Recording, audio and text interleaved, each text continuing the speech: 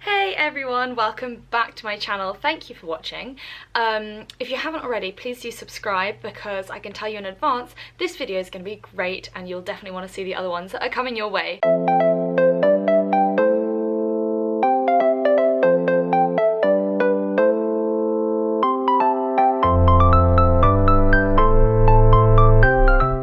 You've been asking what I've been training for and why and when it is and how I'm training and all these kind of questions. Whilst I still can't tell you what I'm training for, I can definitely tell you how I'm training and answer all your other questions about running. So I'm about to go out on a 21.5 kilometer run, which I'm sort of putting off via YouTube. Thank you all so much for allowing me to do this. But also I would like to show you a little bit of my pre-run routine and talk to you a bit more about sort of injury prevention, the importance of cross-training and all this kind of stuff. So without further ado, I'm going to do a little pre-run warm-up, including glute activation and generally loosening muscles. The shorter the run you're going to do, the longer your warm-up wants to be. Because I'm doing such a long run, this won't be like a full warm-up as if I were doing kind of a 5 or a 10k race. So if you want to do that kind of stuff, I would suggest doing this and a little bit more. But this is my general warm-up for the kind of running that I'm doing.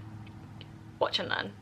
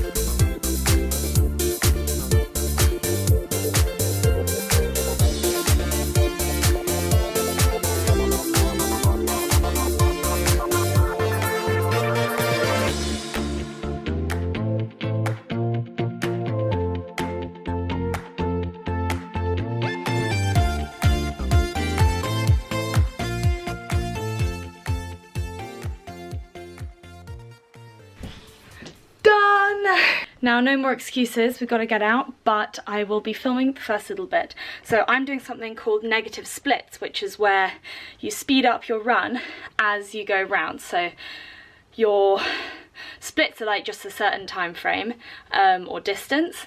For me, the distance is 7 kilometers per split. There are 3 splits in this, pretty much, and for each one I should be going faster than the last.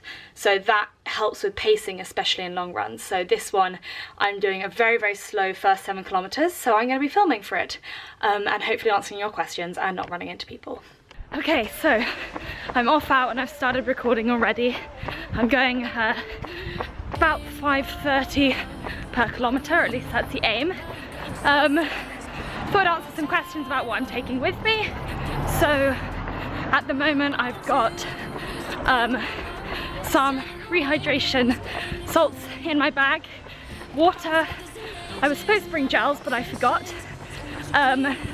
Basically, if you're going to be doing long runs, it's quite good to bring gels with you so that you can get used to it for even longer runs, because you don't want to be using gels for the first time when you're running a marathon or an ultramarathon or whatever it is, because a runner's gut, which basically means when you go running and you just poo yourself because your poor body's not used to it, and eating anything or drinking anything new during a race is a really, really terrible idea. A lot of you have also asked how you get into running. Sounds cliched, but Nike have it right. Kind of just do it. Everyone can run. Not everyone can run far, but that comes from training, and takes a while to get into. But basically, you can get out and just run slowly, just down the road, up to the end of your road, or to work, or just to the coffee shop. That's a good way to start. You can't get good at running without actually running. It sounds obvious, but I think a lot of people want to immediately be doing 5Ks and 10Ks, and that's just not feasible straight off for most people. It's also good to incorporate other training into your regime, so just running is not a good idea, especially if you're not used to it, because our bodies are quite delicate, quite prone to injury, so immediately going out and trying to do 10Ks is a good way to get yourself injured. So I'd recommend doing short runs, maybe even to the gym, and then doing a much lower impact workout when you're there. A lot of you have also asked how I don't get injured. I do, but it's about learning what your body can handle and what is too much for it. So I, for example, don't ever run 2 long runs 2 days in a row because my knees can't handle it. Another way to prevent injury is to warm up and cool down adequately, and also to make sure your running style is right. So, for example, not taking really big strides and heel striking, because that puts a lot of pressure on your knees. But really, when you first start out, it's just about getting out there and enjoying it, having fun, and not thinking too much about pace or distance or anything. You're not going to stick to it if you don't enjoy it, so that's the main goal for this. If you're getting injured every time you go running, you're probably doing something wrong, whether that's running incorrectly, or wearing the wrong shoes, or trying to get back to running too quickly after a previous injury. So that's essentially what I did before. When I first got IT band syndrome, I couldn't run, couldn't even walk. I had 6 weeks off doing rehab work and going to the gym and doing basically everything except running. And then I went straight back to it, same training as before, and immediately injured myself again and had to take 3 months off. And then I got back to it again because I was fit, I was feeling fit, so I went straight back to the same training, but my knees couldn't cope because I hadn't healed properly. So my recommendation is to take more time off than you need. You might feel fit, but muscles and ligaments take time to recover and need to be eased back into a routine rather than shocked with the same routine as you're doing before. So if you are injured, don't try and go straight back into long runs. Test out your body with 1K or 2K, even 3K runs for a long time before going straight back into your longer ones. Trust me, it'll save you a lot of pain. This is a crazy busy running path. I'm just running along the Thames at the moment, and I'm definitely going to run into someone. So some of you are saying, how on earth do you not get bored? Well, I do, for starters. And then I have basically increased my endurance, not only with running, but with not getting bored. So it's kind of a bit of practice. Some people run with music, others run with podcasts, others run with just the thoughts in their head and use it as kind of an escape from reality. For me, it varies. I usually run with a podcast because my runs are now too long to be able to do just with music. Music's great for like 5K for me, but for anything over that, I really struggle to keep interested and to not just zone out the music, whereas when I'm listening to an interesting podcast, it's like I'm using the time doubly well because I'm learning things or being entertained and getting exercise in. You might want to start just with long walks, because if you can do it for a walk, you can definitely do it for a run as well. And then also I would suggest running with other people. I was unfortunately ditched by my running partner today, which means I'm here running by myself. When you first start running though, you should be running at a pace at which you can talk. Most people run too fast, get to about 500 meters, decide they hate it, and stop and never do it again. I did exactly the same. I've definitely not always been a runner, and when I did run it was like 80 meters hurdles or 100 meters sprinting. I wasn't particularly good at anything over 200 meters because I was trying to do 5 kilometers at 100 meter pace and failing miserably. So basically a good way of starting out, seeing how slowly you can run, and just trying to get to just the point at which you can run without wanting to stop the entire time. And that's a really good point to get to, and just means that your body is getting into the zone of running longer distances and not just sprinting. But that brings me to a good way to get fitter, which is actually sprinting. So people who start running, sorry puppies, people who start running often get better and better, and then they hit a plateau, and then they can't improve. One problem is that they're doing the same thing over and over again and expecting different results. That's just not how it works. You can't, well, you know, they say it's the definition of insanity. Trying the same thing over and over again and expecting something different to happen. So what I would recommend is to incorporate other training into your schedule. I've said it before, I'll say it again. Speed training and cross training are your friends. You don't want to just be going out on long runs all the time. It's not going to benefit you as much as incorporating a lot of other stuff into your routine.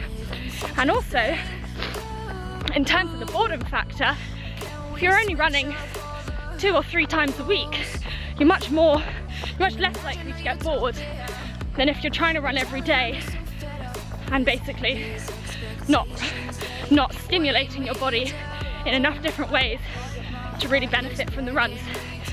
So yeah, that's my recommendation of how not to get bored on your runs and also with your training. Also a lot of questions about how I plan my runs and how I record my runs. Well, I know the area that I live in, so I kind of have my regular running routes. There are about 4 of them, and I just alternate between those. But another way of doing it is join a local run club. They'll know some good routes, and you can talk to the other runners there, like-minded people who likely also know the area quite well and give you a bit of help and direction with planning routes. Another way that I do it is I look on Strava if I'm in a new place. Strava's an app. It's like Facebook for crazy people, runners and cyclists who record their runs on there. It also does something called segments, which is where you can record the route that you've gone, and particular routes that have been run a lot are stored on there, so you can search segments in a particular area and find out where other runners have been. I mean, it's not foolproof. Often the segments are really short, so it's not going to be a full run, but better than nothing, and can give you like a bit of an idea of where you're going to go. Yeah, those are my little tips. And also, in terms of motivation, Strava's a great one because you can kind of scroll through it like you do Instagram and see the runs that everyone's done, and it kind of makes you want to get out there and do your own little thing, even if it's not fast or not far.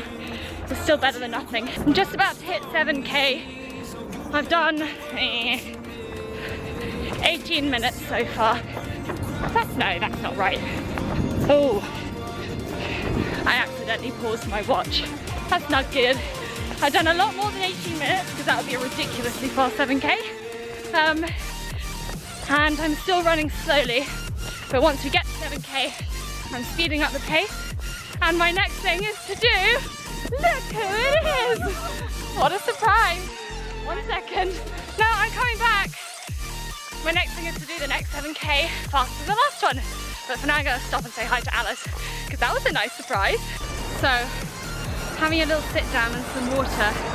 I've been running for 1 hour and 22 minutes. And I've covered 15.8 kilometers. I'm not supposed to have stopped right now, but my hips are killing me. They're just really stiff. I think it's just the same movement over and over again, so I'm having a little bit of a stretch and some water. In here I've got water with rehydration effervescent things that are yummy, and also have a little bit of sugar in them, which I desperately need. So I'm going to get going now. It's kind of painful, but I'm not too exhausted. I've only got about 5 kilometers to go, so we can do this. Just finished 21.5 kilometers. I'm feeling pretty exhausted. I had to stop about 3 times in the last 7k because of my hips, which are feeling pretty dead. I am pretty pleased with the average time, so it was 5:12 per kilometer, but I did stop a couple of times, which is not included, so I would say it's probably around more like 5:30 per kilometer, and it took 1 hour 51 minutes and 55 seconds, which I'm pretty pleased with. I've never run that distance continually before, so yeah, very happy with that. I now feel horrible, so I'm going home, gonna eat lots and lots and lots, and do a good old stretch as well. Post-run, the important thing is to get your legs moving in a way that they weren't moving before. So for me, that's moving my hips kind of sideways rather than just the same sort of running that I've been doing for the last 2 hours. So I'm just going to do a little bit of a kind of routine here that I would do. Doesn't need to be anything intense, in fact it really shouldn't be, just something to get the legs moving properly. So we'll give this a go.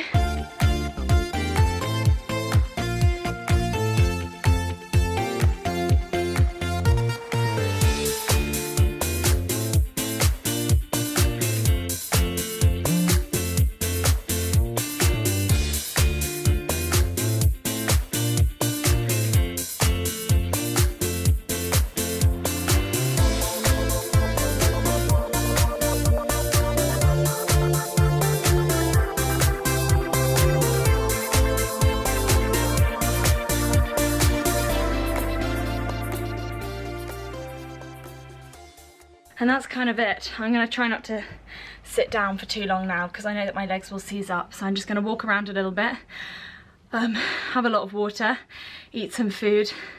There's actually not much evidence to suggest that stretching after a workout reduces muscle soreness or injury or anything like that. So I'm not gonna bother. I'm just gonna do what feels good, which is probably a little bit of stretching my upper body and doing a couple of hip mobility stuff as well over the next hour or so. But first of all, it's food time. So I really hope you enjoyed this vlog. I hope it has given you a little bit of an insight into my kind of training. I fully plan on having a rest day tomorrow, but we'll see how I feel. I might do a kind of 5k very, very slowly to stretch out my legs, see how I feel. But miraculously, my knees don't even hurt after that. They kind of started hurting at about 21.3 kilometers. So I only had 200 meters to go, so it wasn't too bad. Now for lots and lots of food, and I will see you next time. Thank you for watching. Oh, I'm gonna go and sleep. Lots of love, bye.